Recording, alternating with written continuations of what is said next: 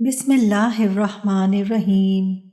آج میں آپ کو رمضان کریم میں سحری میں دہی کھانے کے فوائد بتاؤں گی۔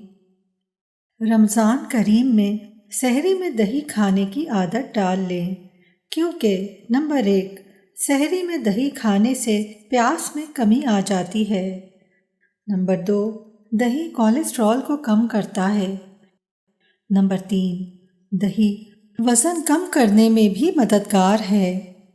نمبر 4، دہی مدافعتی نظام کو بہتر بناتا ہے۔ نمبر 5، دہی کھانے سے بھوک کی شدت میں کمی واقع ہوتی ہے۔